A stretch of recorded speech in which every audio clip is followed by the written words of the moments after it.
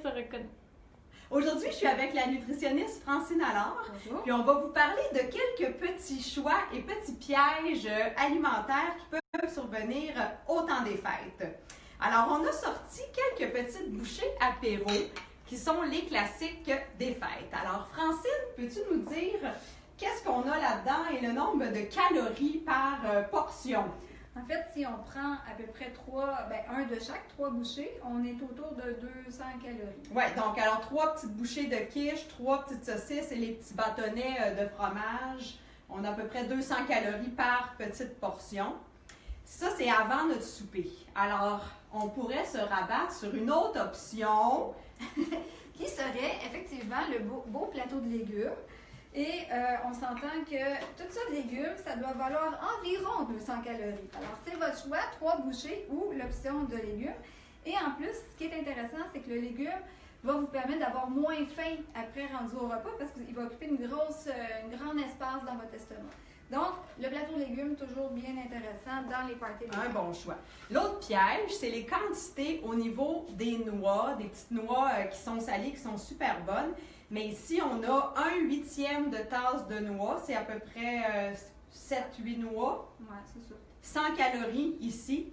Et j'ai une autre option aussi que moi j'aime bien, c'est des petits pois chiches grillés. Et pour la même 1/3 de tasse, donc j'ai 100 calories dans ça aussi. Pour le triple. Oui, j'ai le triple et c'est quantité. plus rassasiant aussi. Et c'est meilleur pour la santé. Ben, en fait, c'est comparable. Ouais. Mais on peut en chercher une plus grosse quantité. Ouais, c'est les fêtes quand même.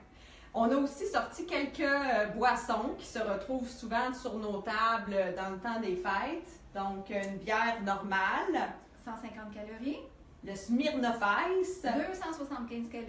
et l'eau Perrier 0 calories. qu'on peut alterner entre les drinks. On va se sentir mieux aussi le lendemain. Portion normale de pâté à la viande. Combien vous passez de calories? 400 calories dans mon petit pâté à la viande. C'est bon, mais on peut s'en tenir à une portion. Exactement. La dinde, en passant, pour à peu près la même quantité, on va retrouver autour de 100 calories pour la même portion de dinde. Donc, plus gros volume de dinde, plus petite portion de tourtière et on va sortir moins ballonné à la fin du repas. Les desserts, bûche traditionnelle des fêtes. Si je regarde mon étiquette en arrière, la portion, c'est 1/12 de bûche. Fait que la bûche, divisée en 12, ça me donne 210 calories. Beaucoup de gras, beaucoup de sucre, pas rien de bien intéressant là-dedans.